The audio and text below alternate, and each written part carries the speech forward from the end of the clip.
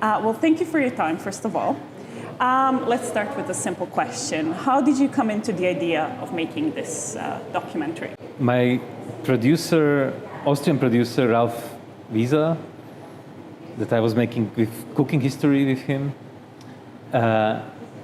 he was inviting me for 3 years regularly for dinners, and every year between the main course and the dessert he proposed me like, don't you want to make a film in Italy about the astrologer? And I said, no, I'm making films about serious social and historical issues. What can be the astrology, just a sheet of bourgeois cliché, banalities. And I refused. And then after 3 years, I gave up. I was invited by Erika Barbiani, by an Italian producer, to come to Cividale, and there I met Luciana, the astrologer and the main protagonist of our film. Yes. And I completely fell in love with her. She's such a character. She's really like somebody just copy-paste her from a Fellini movie. And I don't speak Italian, and I was watching her first, I was watching one interview that she had with a client, 1 hour, and it was like a theater play, because the person came there very tense, nervous, worried, and during 1 hour, like you just see the faces, how they are changing. And I said, wow, this is fantastic, I want to have it in the movie. So then I said, of course, yes. We agreed, and then we started to make the construction, but it took 3 years to force me just to take 500 kilometers and to meet her. Well, I guess what's meant for you comes to you eventually. Exactly. And would you say that your relationship with horoscopes, astrology, has changed after the work on this film? Not really my relationship to horoscopes. I say that I don't believe in astrology, but I believe in Luciana. Okay. And she's really like a very good psychologist.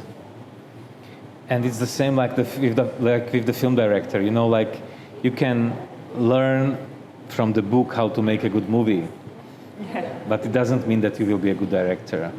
And in Luciana, the importance is, yes, she has the astrological knowledge, of course, but she's a very smart person, very empathic. She has to ask very deep questions, and she has some talent to feel the people on the other side of the table. Yeah, I guess that's the most important thing, isn't it? Okay, and at the end of your documentary, you put Luciana into her client's chair, right? Which is a very interesting thing. What was the thought process behind this decision? We filmed much more, and she was trying to teach her daughter to the essence of the active astrology. And it was more a joke, like, let's try to swap places. And suddenly it was a very deep family situation, because you try to teach your children some values, some technology, something, and this was a test moment. And suddenly, basically, in our children, we can see how we behave. And suddenly, Floriana, the daughter of Luciana, had the same gestures like Luciana. She was using the same quotes, the same jokes, the same sentences. So it was a nice mirror. And it was just a joke, like, let's try to film it, but at the end, it was one of the most important parts of the film. I agree. It really completes the whole journey. Yes. Okay, and watching the film, so we see people with different wishes. So some want more money, a job, love, but they all come down to the same thing. People looking for acceptance, in a way. Someone to belong to, really. Would you say that this is a feeling you found common in most films that you've made? It's a nice question. Yes. I think yes. I think it was the essence of 107 Mothers. The relationships, the love, the self-acceptance, because you have to be first of all, you have accept yourself, and this is what Luciana is helping us. And even I was making films about history, it was always based on relationships. Yeah, I was never thinking about it in connection with my previous movies, so I'm very happy for this question. Thank you. I'm happy you're happy. Yeah, I think it's something that we all strive for, isn't it? That's why we only find different ways of coming to it, and some people use astrology for it. Okay, following on that, in today's world, would you say that people's interest in the supernatural, religion, astrology is becoming bigger or smaller, and why? I think it just have different cover, because people used to go to priests and to tell their stories and problems. Now they're coming to Luciana. It's the same, you have to confess, you have to tell all your doubts, everything what you made bad or good. You need to tell it to somebody. You cannot keep it inside, because that creates the problems. And the people used to go to pilgrimage. You go to Santiago de Compostela, to Rome, to Medjugorje, or you go to Mecca, or to the River Ganga, or to Real Madrid. So every religion have their special place where they have to go, that you have to make the pilgrimage. And Luciana is forcing these people to make a pilgrimage, to cancel their everyday routine and to go to a new place. So I think it was always here. Now it's just changing the covers. Would you say with the modern world, we think of ourselves, if we are modern, we want to be more rational, put value onto a job, maybe money as a way of showing how successful we are. And then, like we said, there is this underlying thing of acceptance and belonging. Would you say that through this rationality, we are actually moving away from belonging to other people and communities? I think yes, we are moving away. We don't have time to our close people, close friends, relatives. But I have a very good statistic, and it's the accounting of Luciana. And 99% of the clients are coming because they are searching love. And if you have to pay for a consultation, at the end you will not pay if you are getting to solve the question, if you are getting a better job position or higher salary, whatever. At the end you will always ask about the relationship. So it's still the strongest value that is deep in us. Yes. And how would you say, because these people are on their own trying to find somebody else, they have taken the first step, but then the people they find might not be on the same level. They might still be subscribing to, other worldly things like experiences, money and stuff like that. Where do you think these people who have reached a level of understanding that that's what they need, that love and acceptance is what they need, how do they find the partner? Where could they find them in today's world? They have to go to Luciana. So this is the best bet. No, Luciana is never giving advices. Luciana is only asking questions. And the people have to find the answers. And I think we are too afraid to ask questions. Like, I am really happy in this relationship. Is this really what I want? Is this really what is my desire? We are doing a lot of things that we are doing because we are raised like this.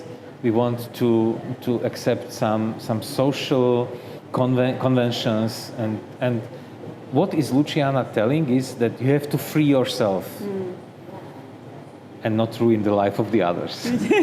That's most obvious in the communication with the sisters, isn't it? Exactly. Yes, where one is actually projecting on the other one her desires. Exactly. Yeah. For me, this was a very interesting moment, that a lot of things I found in the editing room. because I don't speak the language. So of course I get translations during the shooting, but a lot of details are out. And when I was watching it in the editing room, in the beginning, I wanted to cancel the story from the film. Because I said, okay, what is it? Like, it's two sisters, a lot of funny situations, but it's not really deep enough. It's quite shallow. What will be, the film critics in Germany write about me? And then I was watching it, and I realized that it's the desire of one is to be free and not to be attached to any man or to a child or anything. And the desire of second is to have a baby. And as they are twins, I found it that these are the two faces of a modern woman nowadays.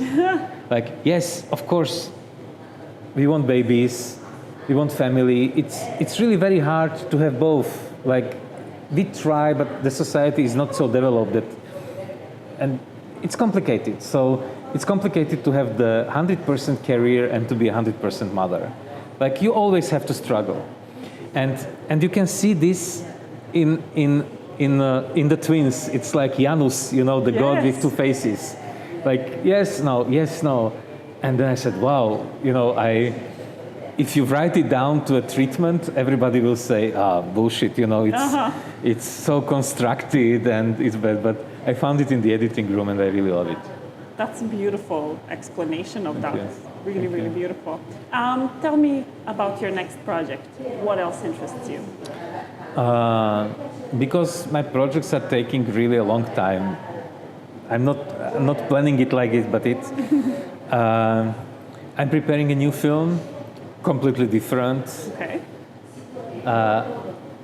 My last two films were very much female-based films. It was a female prison.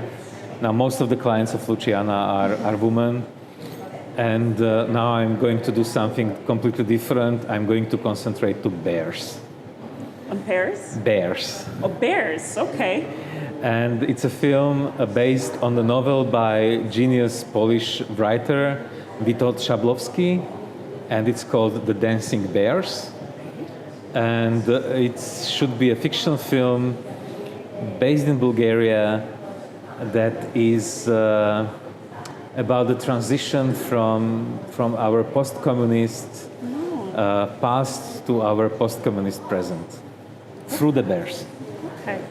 How would you say that effect, or that your own growing up in Slovakia or previously, right, Czechoslovakia, how would you say that is the reason why this story interests you? The film is about tamed bears that were illegal after Bulgaria entered the European Union.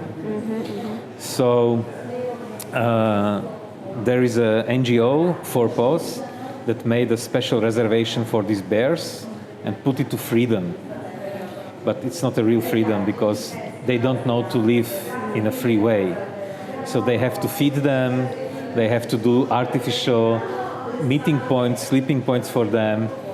And I think this is about me and my generation. Like we grew up in kind of a communist, not free country.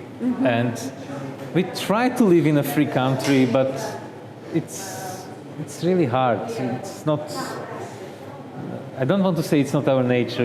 It's we don't have the tools. We don't have a habit for that. It's really hard. And now you see, I'm 50 years old, and I see a lot of people from my generation are dreaming to be back in a slavery, to be back like the bears were tamed by their owners and dancing for money and doing things because they get free food and free vodka. And it will be a very, very, very sad comedy again. A sad comedy. That sounds typical for such a subject. Exactly. I think.